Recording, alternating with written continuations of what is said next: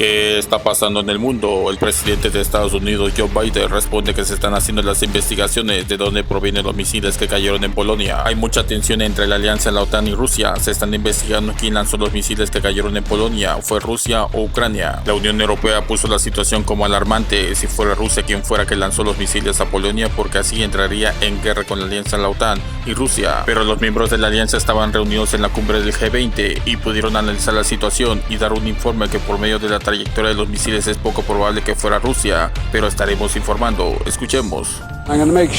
Me aseguraré de que averigüemos qué pasó exactamente. Es poco probable, según la trayectoria, que haya sido lanzado desde Rusia, pero veremos. Ayer a esta hora la situación fue descrita en la Unión Europea como de alarmante. Se temía que la realidad pudiera descontrolarse. Se trataba de algo que había sospechas pudiera ser un ataque ruso contra Polonia, o sea, contra la Alianza Atlántica de la OTAN, contra no solamente Polonia, sino los 30 estados que integran esta alianza, también entre ellos Estados Unidos.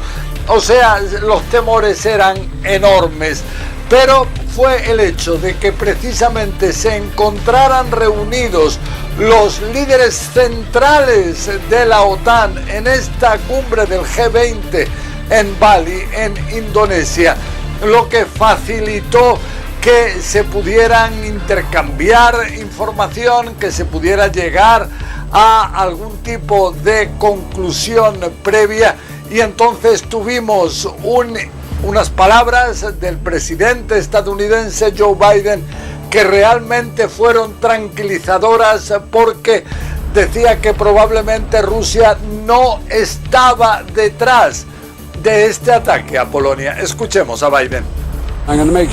Me aseguraré de que averigüemos qué pasó exactamente. Es poco probable, según la trayectoria, que haya sido lanzado desde Rusia, pero veremos. Está con nosotros el teniente general Francisco José Campoampols. Buenas tardes. Hola, buenas tardes. La OTAN apunta que el misil que impactó en Polonia era del sistema de defensa aérea ucraniano, algo que en principio no parecía que fuera así, pero es lo que ha confirmado la OTAN. Bueno, la realidad es que existe lo que se llama la niebla de la guerra, ¿no? Las primeras informaciones son las menos precisas y las más sesgadas.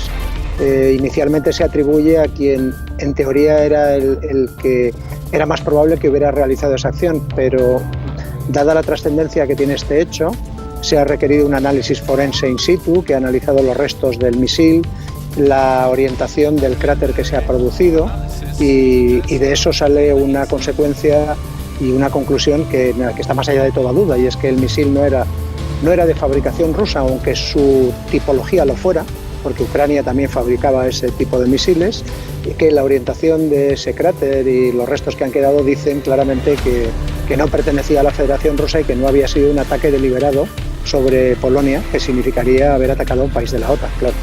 Sí, también cree Polonia que no es un misil ruso, y en algún momento incluso se planteó invocar el artículo 4.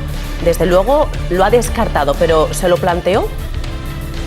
Bueno, lo que hemos leído es que hubo un momento en que consideró esa posibilidad. Polonia, como es lógico, al recibir un ataque de estas características, pues lo que hace es inmediatamente convocar a su Consejo de Seguridad, hacer un estudio preliminar de las situaciones y estudiar opciones.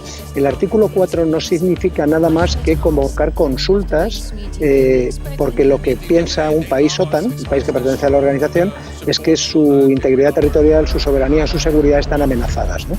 No es un artículo que tenga un trasfondo ejecutivo, es un artículo de consultas, ¿no? En el que expone una situación al resto de socios para que le respalden, evidentemente, cosa que muchos habían hecho sin ni siquiera invocar el artículo, claro.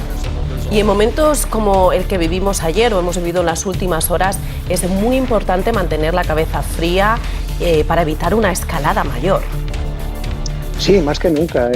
Las declaraciones que hemos visto del presidente Biden, de alguna otra autoridad de primer nivel, ha sido de prudencia. Siempre inicialmente debe de mediar la prudencia, porque la realidad nos acabará sorprendiendo. Nadie podía esperar algo así, pero bueno, esto es probable, y en el orden de probabilidad pues se ha colocado en primer lugar pues porque lo que ha acabado ocurriendo es que, o por un fallo directo, por una pérdida de guía, o por un impacto y un desvío, pues han caído en territorio polaco.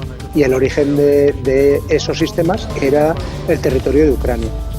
De hecho, Moscú, que ha negado tener relación con ese misil, ha acusado a Occidente de querer elevar la tensión de forma premeditada, pero es cierto que hemos visto cierta prudencia, ¿no?, en general en Occidente. Sí, efectivamente. Bueno, tenga usted en cuenta que lo que se está construyendo es el relato, ¿no? De la misma manera que Ucrania inmediatamente acusa a la Federación Rusa de atacar a la OTAN, la Federación Rusa dice que esto es una maniobra para escalar el conflicto y demostrar de forma fehaciente que es la OTAN la que está atacando a la Federación Rusa, ¿no? Estos son construcciones de relatos que hay que mantener siempre en una situación de impasse, porque hasta que no lo corrobora el especialista sobre el terreno, pues no tiene sentido emitir un juicio.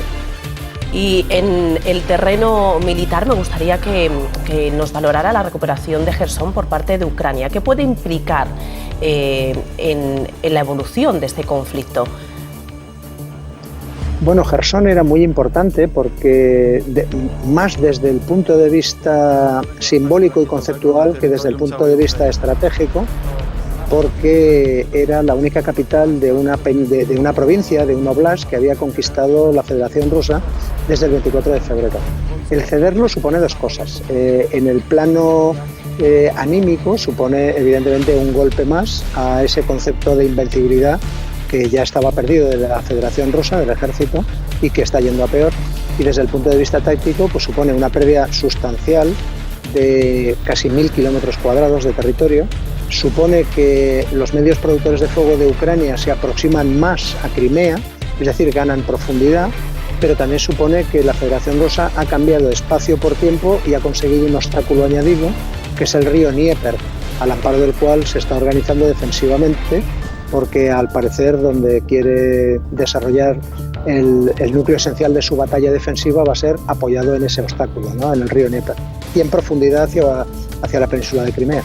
La situación geopolítica en el mundo está muy difícil. El presidente de Estados Unidos, Joe Biden, mencionó que se está investigando quién lanzó los misiles que cayeron en Polonia, pero por medio de la trayectoria es poco probable que fuera Rusia. El secretario general de la OTAN dará anuncios por la caída de misiles en Polonia. ¿Será que entrará en guerra con Rusia? Te invito a ver el video. Fue sentenciado a cadena perpetua Nicolás Cruz, el que realizó la matanza en la escuela secundaria Portland.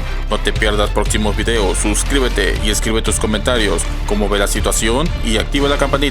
Gracias.